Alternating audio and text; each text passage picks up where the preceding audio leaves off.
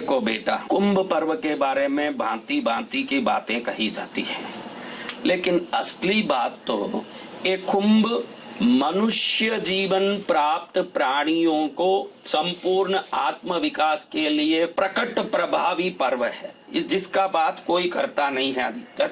लेकिन कुंभ के 6 अलग अलग तिथियां ये निर्धारित होती है और हर बार इन तिथियों में स्नान होता है। ये तिथियों के दिनों में जो ब्रह्मांड में विचित्र ऊर्जा कुछ ग्रहों के संयोग से होती है। अब कई लोग ऐसे कहते हैं कि देवता और राक्षसों में समुद्र मंथन हुआ, तब अमृत का घड़ा निकला, वो अमृत का घड़ा लेके देवता भाग रहे थे और पीछे पीछे राक्षस उनको पकड़ने भागे तो कुछ अमृत सब इधर गिर गया चारों स्थानों में। उन अमृत में अब हम स्नान कर रहे हैं। अब मैं ये सवाल करता हूं कि अमृत क्या मौसम्बी का रस है जिसको इतने आसानी से देवता नीचे गिरा देंगे? राक्षस पीछे भाग रहे हैं, उनको भी देना नहीं है और उसको कैसे भी बचा के सुरक्षित करना है, तो कितनी सावधानी से देवताओं ने उस अमृत कलश को सील किया होगा, पैक किया होगा। गली गली में गिर जाए, कहीं भी पानी में गिर जाए, वहां गिर जाए, ऐसे क्या छलकते हुए उसको कोई लेके जाएंगे? तो अमृत अगर सच में ही ये जो जितनी भी कहानियां कही जाती है कि अमृत गिर गया चारों नदियों में इसलिए कुंभ स्नान किया जाता है, तो अमृत तो गिर ही गया, तो कभी भी नहाओ तो तुम तो नहाओ, उधर तो अमृत गिरा हुआ ही है। इन विशेष पर्वों में क्यों नहाना? क्योंकि इस विशेष ग्रह संयोगों में जो 12 वर्षों में एक बार जो ग्रहों के संयोग होते हैं, नक्षत्रों के संयोग होते हैं, पृथ्वी के पास कुछ ग्रह पास आते हैं, उनकी तरंगे जब ये घर्षण होने वाली नदी संगमों के जल की घर्षण की विद्युत के साथ जब वो तरंगे सम्मिलित होती है, तो वो नदी का जल खुद अमृत बन जाता है। वो जल के तत्व में उस समय अमृत की शक्ति प्रवेश करती है। अगर अमृत गिरा होता तो वो जल सदा के लिए अमृतमय होता, कभी भी स्नान कर लेते। 12 वर्ष में उन्हीं तिथियों में करने की आवश्यकता क्या है? कई लोग बोलते हैं कि देवताओं के एक दिन हमारा 1 वर्ष होता है, इसलिए 12 दिन तक वो दौड़ते रहे जल कुंभ अमृत कुंभ को लेके, इसलिए 12 साल में एक बार हम गोता खाते हैं, क्योंकि 12 दिन का हमारा 12 वर्ष हो जाता है। कोई देवता इतना महंगा अमृत कुंभ को ऐसे जगह जगह गिर जाए ऐसे लेके घूमेंगे? और क्या वही नदी तटों पर ही घूमेंगे और कहीं नहीं गिरा होगा वो अमृत?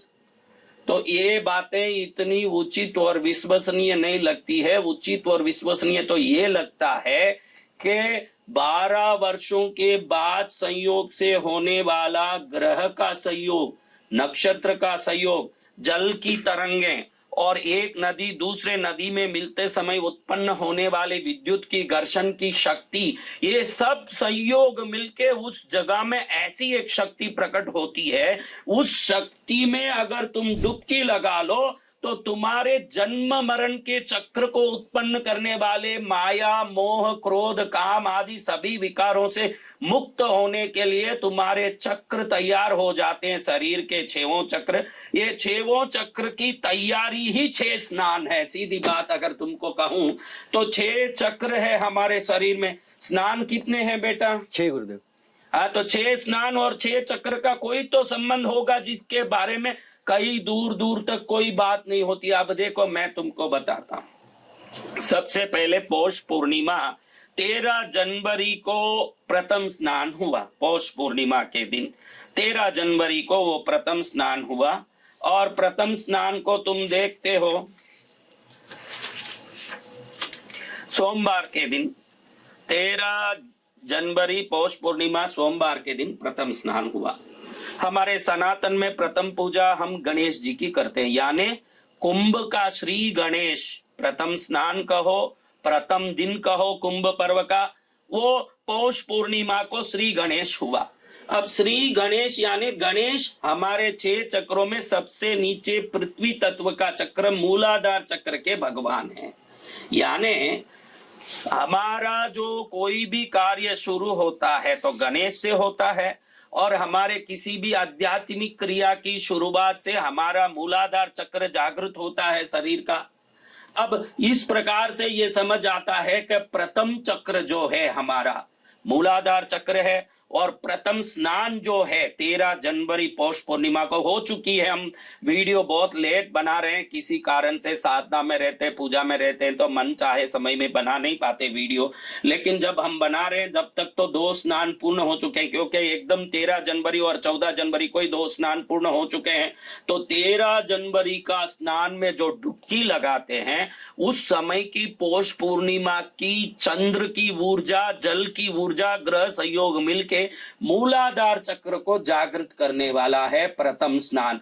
और मूलाधार चक्र जब जागृत होता है और तुम स्नान को पूर्ण लाभ से करना चाहते हो तो मूलाधार चक्र का बीज मंत्र लम लम लम, ये पृथ्वी तत्व का मंत्र है। इससे हमारा अस्तित्व में बल बढ़ता है, हमारा अपना वर्चस्व बढ़ता है, हमारे जीवन का सही मायना समझ में आता है। तो इस दिन प्रथम स्नान करने वाले अगर लम का उच्चारण करते हुए प्रथम स्नान कर लें तो ये स्नान निश्चित अनंत कोटि लाभ देने वाला है। और प्रथम स्नान की तिथि मूलाधार चक्र को जागृत करने वाली वैज्ञानिक रूप से साबित तिथि है।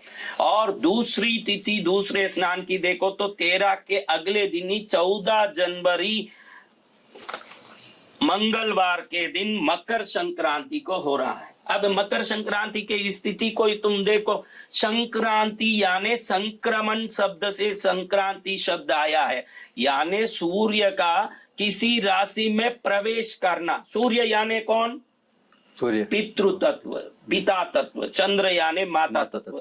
पिता का किसी में प्रवेश करना, पिता का किसी में प्रवेश करना यानी एक जीव का प्रकट होना। पिता किसी में प्रवेश कर रहा है यानी वो जननेन्द्रिय चक्र, स्वादिष्टान चक्र, दूसरा चक्र। देखो 6वां स्नान कैसे विधिवत एक एक चक्र पर क्रमबद्ध रूप से उसकी उत्थापन और श्रेष्ठता का विकास में काम करते हैं। अगर ये सोच लो तो कुंभ पर्व कितना बड़ा आध्यात्मिक मेला है, जिसमें एक स्नान की डुबकी उन ग्रह संयोगी की विद्युत तरंगों के द्वारा अनेकों वर्षों के योग साधना से प्राप्त चक्र जागृति के फल को एक क्षण में देता है। अगर ये कोई समझ ले तो इतने करोड़ लोग वर्षों से कुंभ में क्यों जाते हैं ये भी समझ आ जाएगा।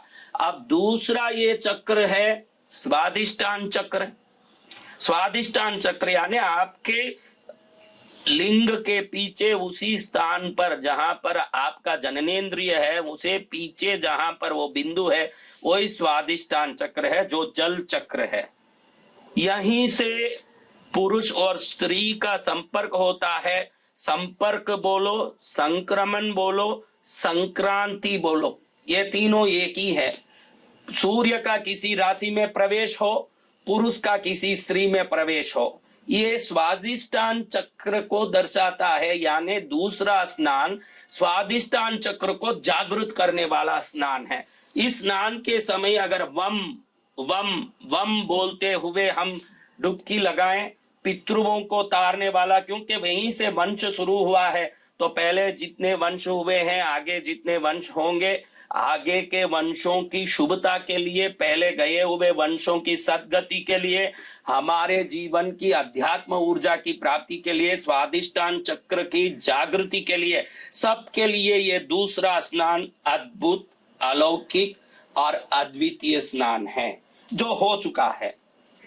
अब आप पूछोगे कि 2 स्नान होने के बाद आप वीडियो बनवा रहे हो महाराज जी। मैं साधक हूं भाई, मुझे तो स्वयं की पूर्णता और स्वयं की मुक्ति अत्यंत प्राथमिकता और युक्त कार्य है, उसके बाद ही मैं कोई कार्य करता हूं। मेरी मुक्ति और मेरी मुक्ति के लिए अध्यात्म शिक्षण प्रशिक्षण, इसी में मैं लगा रहता हूं। आज मुझे समय मिला, आज मैं कर रहा हूं। अगले तीसरे स्नान के पहले कोई 2 दिन घर में लम बोल के एक स्नान, वम बोल के एक स्नान, मेरा मूलाधार चक्र जागृत हो। और पहले मैंने जो 2 मंत्र दिए, गंगे च यमुने चैव गोदावरी सरस्वती नर्मदे सिंधु कावेरी जले अस्मिन् सन्निधिं कुरु, इसको बोल के जल को सभी देवताओं का आवाहन करके शक्तिमय बना लो। और उसके बाद ओम अमृते अमृतोद्भवे अमृत वर्षिणी अमृतम श्रावे श्रावे स्वाहा बोल के आप जल से स्नान कर लो। ऐसे 2 स्नान आप घर में अभी भी कर सकते हो। वो दिन गया, वो शक्ति गई, सब बात है, लेकिन हम क्रमशः बढ़ने के लिए 2 स्नान किसी भी शुभ दिन में पहले मौनी अमावस्या के पहले कर लें। फिर आएगा तीसरा स्नान। अब तीसरा स्नान आप देखोगे 29 तारीख जनवरी को बुधवार के दिन कहते हैं मौनी अमावस्या, और कहते हैं कि ये अमावस्या की तिथि ही कुंभ पर्व का निर्धारण का कारण है। इसी को बेस करके, इसी के आधार से कुंभ पर्व का संपूर्ण निर्णय लिया जाता है। क्यों भाई? देखो, मैंने बोला पहला चक्र है मूलाधार चक्र, दूसरा स्वादिष्ठान हुआ, तो तीसरा कौन सा हुआ भाई? तीसरा हुआ नाभि चक्र मणिपूरक। और आप अपनी माँ के गर्भ से, नाभि के नाड़ी से जन्म लेते हो, यानी आधारभूत कुंभ का मौनी अमावस्या है, तो ये नाभि चक्र आपके जीवन का आधारभूत तत्व है। अभी आप देखो, गर्भ में आप क्या करते हो? गर्भ में आप कैसे हो? मौन में हो। गर्भ में आप बोलते हो क्या मम्मी रोटी दे दो, मम्मी चावल दे दो, पापा ट्यूशन फीस भर दो? आप गर्भ में मौन में पड़े हो जी, और अंधेरे में पड़े हो। यही मौनी अमावस्या है। आपके गर्भ में आप अंधेरे में मौन में पड़े हो। ये अंधेरा और मौन युक्त पर्व ही मौनी अमावस्या, यानी सृष्टि के प्राकट्य का आधारभूत तत्व शक्ति को ब्रह्मांड में फेंकने वाला दिन है।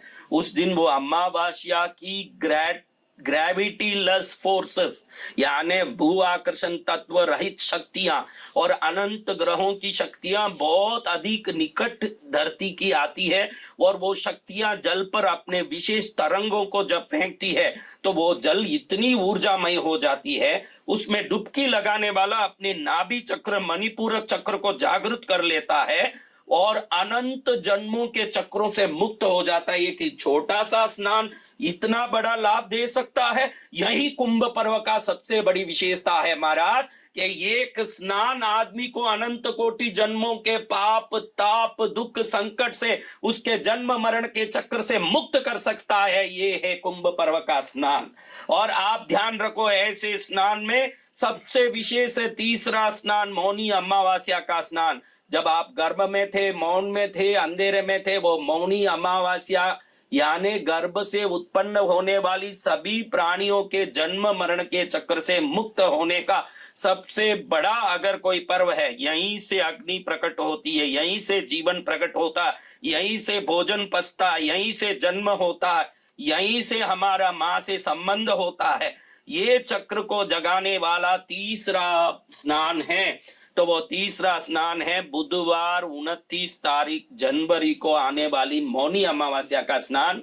भारतीय सनातन जनता पागल नहीं है जो करोड़ों की संख्या में डुबकी लगाने जाती है। आज तो हम हमारे पूर्वजों की देखा देखी में डुबकी लगाते हैं, लेकिन हमारे पूर्वजों ने वैज्ञानिक रूप से जान लिया था कि ग्रह संयोगों से प्राप्त दिव्य शक्ति उस जल स्रोत में डुबकी लगाना अनंतों जन्मों तक हिमालय में बैठ के योग साधना करके जिस चक्रों को जागृत करता है, वो चक्र जागृति अगर सही समय पर इस ग्रह संयोग में हो जाए, मात्र जल स्पर्श से अनंत जन्मों की योग साधना का फल एक क्षण में मिलता है। ये कुंभ स्नान का सबसे बड़ी विशेषता है। और हर व्यक्ति को प्रार्थना करूंगा कि सब काम छोड़ो और कुंभ मेला में पहुंचो। यही आपके लिए फायदा करने वाली बात है। अगर छोड़ दिए तो बड़े नुकसान में हो। जाओ कुंभ में और करो भक्ति। अब आप देख रहे हो कि ये नाभि स्नान के बारे में मैंने बोला कि नाभि चक्र को जगाने वाला मौनी अमावस्या का स्नान है। इस समय जल में अग्नि जैसी ऊर्जाएं प्रकट होती है, क्योंकि यह नाभि चक्र को जगाने वाली ऊर्जा अलग अलग ग्रहों के पृथ्वी के निकट आने पर जल में उसके अलग अलग शक्तियां प्रवेश करती है, और अलग अलग शक्तियां उस जल में अलग अलग प्रकार के शक्तियों को उत्पन्न करती है। इसलिए तीसरा स्नान जो मौनी अमावस्या में कुंभ मेला में जो भी करने जा रहे हो, रम बीज का उच्चारण करते हुए जाओ, क्योंकि वो आपको नाभि चक्र को जगाने में पूर्ण सहयोग करेगा। रम अग्नि बीज भी है, पाप नाशक बीज भी है, और सभी पापों को जला के राख करने वाला बीज भी है। उस रम बीज को बोलते हुए डुबकी लगाओ आप कुंभ में। जरूर आपका कुंभ का तीसरा स्नान, देखो मैंने कहा कि कैसे क्रमबद्ध नजे के चक्रों को जगाने वाला ये स्नान है। पहले मूलाधार चक्र का 13 जनवरी का पौष पूर्णिमा का स्नान, दूसरा 14 जनवरी का देखो आप संक्रांति का स्नान स्वादिष्ठान चक्र को जगाने वाला, तीसरा आप देखो 29 जनवरी को मौनी अमावस्या का नाभि चक्र मणिपूरक को जगाने वाला स्नान,